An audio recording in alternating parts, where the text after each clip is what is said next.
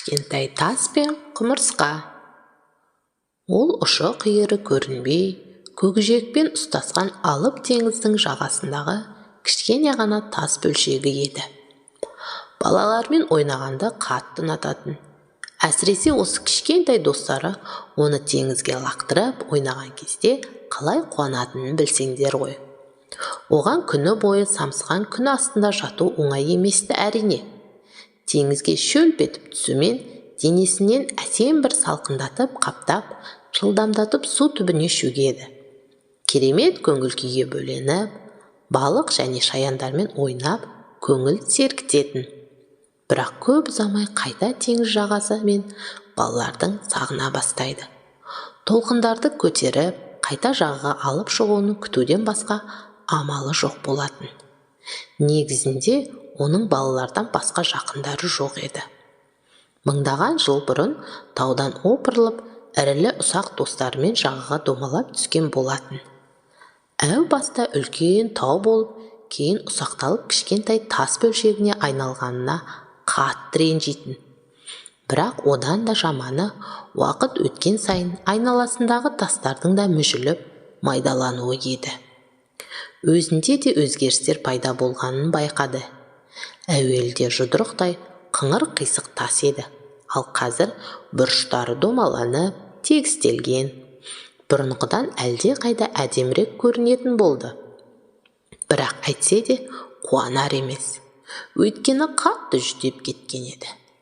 Осылай жалғаса беретін болса, мен түбегейлі жойылып кетемін деп уайымдайтын. Бұл жағдайына қайғыратыны соншалық айналасындағыларға мұңын шаға бастады. Оның бұл шағымын естіген құмырсқалардың бірі: «Ренжіген нәрсесіне қара, кім айтып жойылып кетесің деп. Керісінше барлығы сені бұрынғыдан да қатты жақсы көретін болады», дейді. Кішкентай тас бұған сенбейді. «Мен олай ойламаймын. Балалар мені көре алмаса, қалай жақсы көреді?» дейді жылаған дауыспен құмырсқа.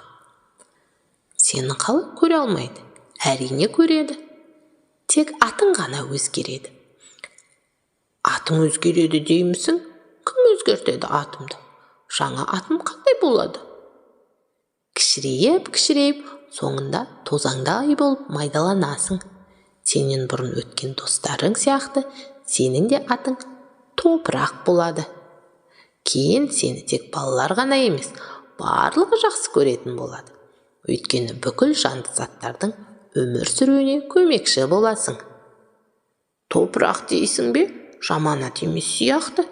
Бірақ сонда да бір түсінбегенім, басқалардың өмір сүруіне қалай көмектесемін?» Құмырсқа күліп, топырақтың қадірі, құндылығы соншалық, оның пайдаларын санаумен бітіре алмаймыз. Мысалы, бүкіл жануарлар мен адамдардың тамақтары, жемістері топырақта жетіледі. Сондай-ақ майда құрт құмырсқалар ұяларын топырақтың астына салады. Топырақ арқылы қорғанып, жайбарақат азықтанады. Кішкентай тас бұдан былай жаңа достар табатынына көз жеткізіп, және оларға пайдалы болатынына қатты қуанып, ішіндегі қайғыдан құтылады. Ұзақ уақыттар өтіп, ұсақталып, өзі сияқты майда топырақтар арасына еніп, араласып кетеді. Бұдан былай оның шағымын ешкім естімейтін болды.